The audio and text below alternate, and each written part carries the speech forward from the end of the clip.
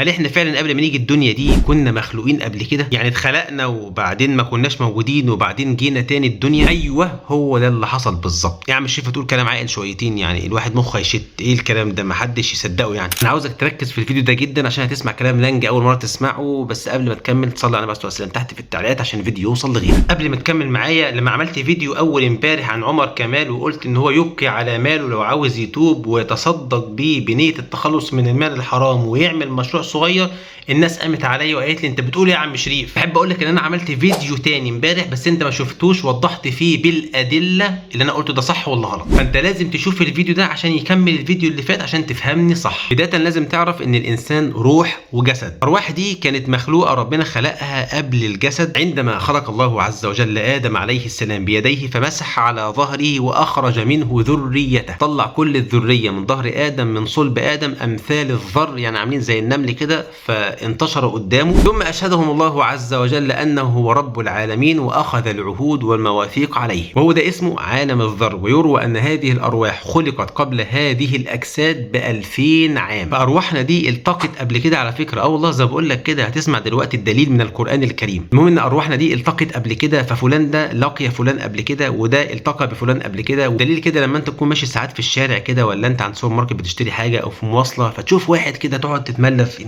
الواد ده شفته قبل كده فين؟ الراجل ده انا حاسس ان انا شفته قبل كده، انا متاكد انت كنت عند المدرس الفلاني. يقول لك لا انا شفتك على فكره، افتكر معايا بس. طب انت كنت بتروح النادي دوت؟ يقول لك برضو لا. طب انت كنت وانت في المدرسه وانت صغير في المدرسه ديت؟ لا. طب في الجامعه دي؟ لا.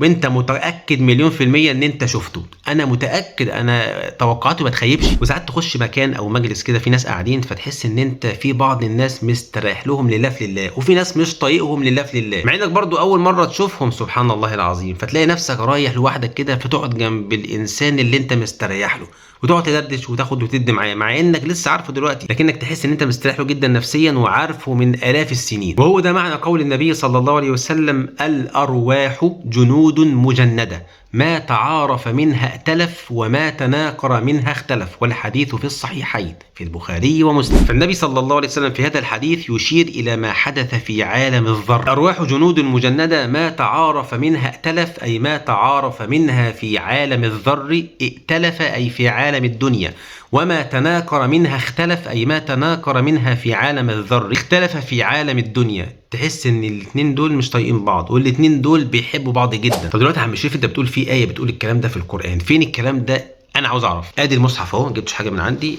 سوره الاعراف الايه رقم 172. اقرا معايا وركز. قال الله عز وجل: واذ اخذ ربك من بني ادم من ظهورهم ذريتهم واشهدهم على انفسهم الست بربكم قالوا بلى شهدنا أن تقولوا يوم القيامة إنا كنا عن هذا غافلين. ده اللي قلت لك، مسح رب العالمين على ظهر آدم وأخرج منه ذريته وأشهدهم على أنفسهم ألست بربكم؟ أنا ربكم ولا لأ؟ فكلنا قلنا إيه؟ بلى شهدنا يا رب، أنت رب العالمين. هتقولي بس أنا مش فاكر. مش لازم تفتكر، بس عشان ربنا قال فأنت لازم تؤمن باللي ربنا قاله، لأن كلام الله عز وجل حق لا ريب فيه. انت بقى بتشكك في القرآن او ما بتؤمنش بالقرآن، دي حاجة ترجع لك انت، مالناش دعوة بيك. احنا بنتكلم عن الناس المؤمنين بكتاب رب العالمين وبسنة النبي صلى الله عليه وسلم الصحيحة. خد الحديث الصحيح ده: يقال للرجل من اهل النار يوم القيامة، واحد دخل النار فربنا هيقول له الكلام ده يوم القيامة: رأيت لو كان لك ما على الارض من شيء اكنت مفتديا به؟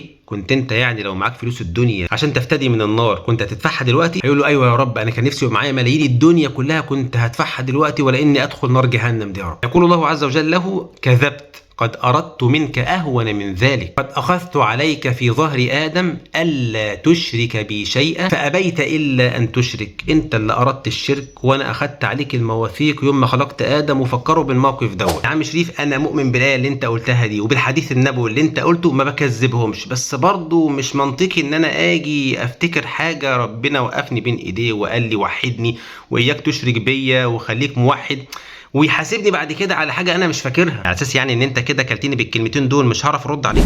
تعالى، ما هو يا حبيب قلبي ربنا مش هيسيبك كده، وانما اكد عليك العهود والمواثيق اللي خدها عليك قبل كده في عالم الذر، في العالم الدنيوي اللي انت عايش فيه دلوقتي، لما ارسل لك الانبياء والرسل: وما كنا معذبين حتى حتى نبعث رسولا. وقال لك برضو رسلا مبشرين ومنذرين لئلا يكون للناس على الله حجة بعد الرسل. فانا عاوزك تطمن خالص كده ان ربنا مش هيحاسبك على اللي حصل في عالم الذر، ولكن في العالم الدنيوي اللي انت عايش فيه دي. عشان كده ارسل لك الانبياء والرسل. ليه؟ عشان مبقاش ليك حجة عند رب العالمين. يا رب لو كنت ارسلت كنت امنت. ما هو ارسل لك اهو. اكيد دلوقتي انت تيقنت وتاكدت مليون في المية ان احنا اتخلقنا قبل كده. ايوه، اللي هو في عالم الذر. تعمل ايه دلوقتي؟ هتعمل شير محترم وتوصل الفيديو ده لغيرك، عشان في ناس كتيره متشككه في الايه دي ومش فاهمها فهم صحيح. يا سلام بقى لو تدعي لي دعوتين حلوين كده تحت في التعليقات. لو انت فهمت اي كلمه مني هتلاقي في ملك موكل من قبل الله عز وجل يقول لك امين ولك بالمثل. ليه؟ عشان انت دعيت لي بظهر الغيب. وتاني مش هوصيك اوعى تنسى تشوف الفيديو بتاع امبارح، مهم جدا انت ما شفتوش، خلي بالك، وكله بالادله مش من عندي والله العظيم. ساعتها هتدعي لي ان شاء الله انك انت هتفهم الموضوع كله صح. يا عم صل على النبي يا عم عليه الصلاة والسلام.